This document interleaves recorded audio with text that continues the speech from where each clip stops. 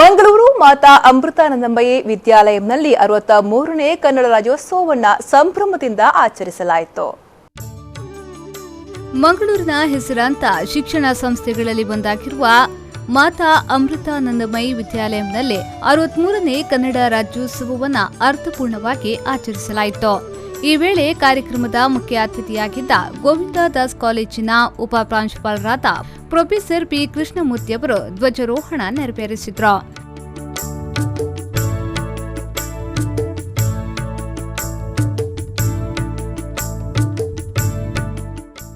ಬಳಿಕ ಮಾತನಾಡಿದ ಅವರು, ಕನ್ನಡ ಭಾಷೆಯನ್ನ ಉಳಿಸುವ ನಿಟ್ಟಿನಲ್ಲಿ ವಿದ್ಯಾರ್ಥಿಗಳು ಪರಿಶ್ರಮ ವಹಿಸಬೇಕು, ಆ ಮೂಲಕ ಕನ್ನಡ ಭಾಷೆಗೆ ಹೆಚ್ಚಿನ ಒತ್ತು ನೀಡಬೇಕು ಎಂದು ಹೇಳಿದರು.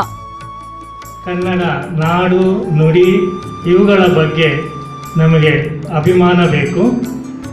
ಈ ಕನ್ನಡ ಯಾವಾಗ ಇತ್ತು, ಈ ನಾಡು ಯಾವಾಗದಿಂದ ಇದೆ ಗೊತ್ತಾ?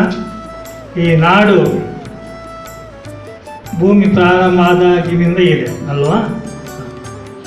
ಈ ಕನ್ನಡ ನಾಡು, ಕನ್ನಡ ಭಾಷೆ ಯಾವಾಗದಿಂದ ಇದೆ? ಪೂರ್ವದ ಶಿಲಾಯುಗದಿಂದ ತೊಡಗಿ ಈ ಕನ್ನಡದ ನಾಡು ಇದೆ ಅನ್ನೋದನ್ನು ಇತಿಹಾಸಗಾರರು ಹೇಳಿದ್ದಾರೆ. ಕ್ರಿಸ್ತ ಪೂರ್ವ ಕಾಲದಲ್ಲೇ ಈ ನಾಡು ಇತ್ತು. ರಾಮಾಯಣ ಮಹಾಭಾರತದಂಥ ನಮ್ಮ ಪ್ರಾಚೀನ ಕಾವ್ಯಗಳಲ್ಲಿ ಕೂಡ ಈ ಕರ್ನಾಟಕದ ಉಲ್ಲೇಖ ಬಂದಿದೆ. ಅಧಿಕೃತವಾಗಿ ನಾವು ಹೇಳೋದಿದ್ರೆ ಕ್ರಿಸ್ತ ಶಕ 1ನೇ ಶತಮಾನದಿಂದಲೇ ಈ ಕನ್ನಡ ನಾಡು ಇದೆ, ಈ ಕನ್ನಡ ನುಡಿ ಇದೆ.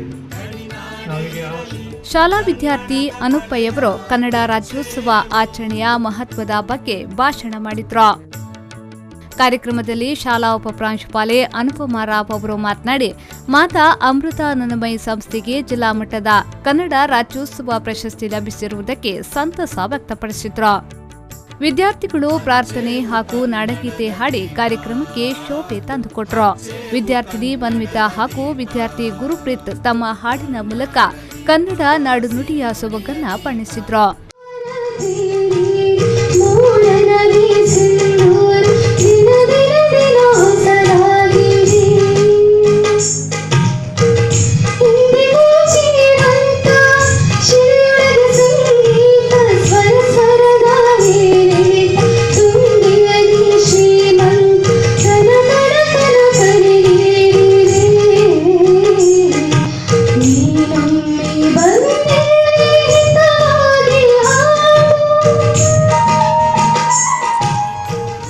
ಇದೇ ವೇಳೆ ವಿದ್ಯಾರ್ಥಿಗಳು ಕನ್ನಡ ನಾಡಿನ ವೀರವನಿತೆ ಒಬ್ಬುವಳ ಚರಿತ್ರೆಯನ್ನ ನೃತ್ಯದ ಮೂಲಕ ಪ್ರಸ್ತುತಪಡಿಸಿದ್ರು.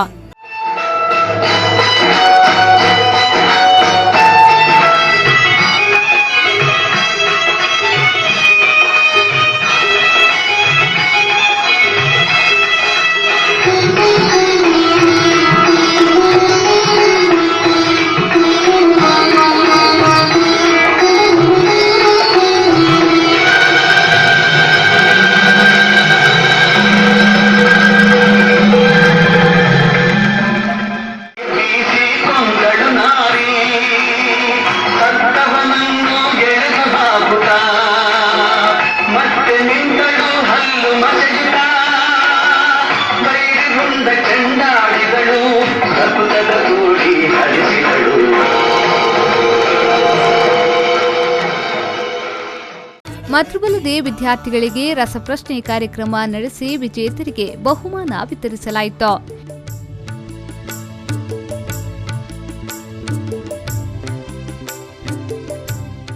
ಈ ವೇಳೆ ಶಿಕ್ಷಕ ಶಿಕ್ಷಕೇತರ ವೃಂದ ಶಾಲಾ ವಿದ್ಯಾರ್ಥಿಗಳು ಉಪಸ್ಥಿತರಿದ್ದರು.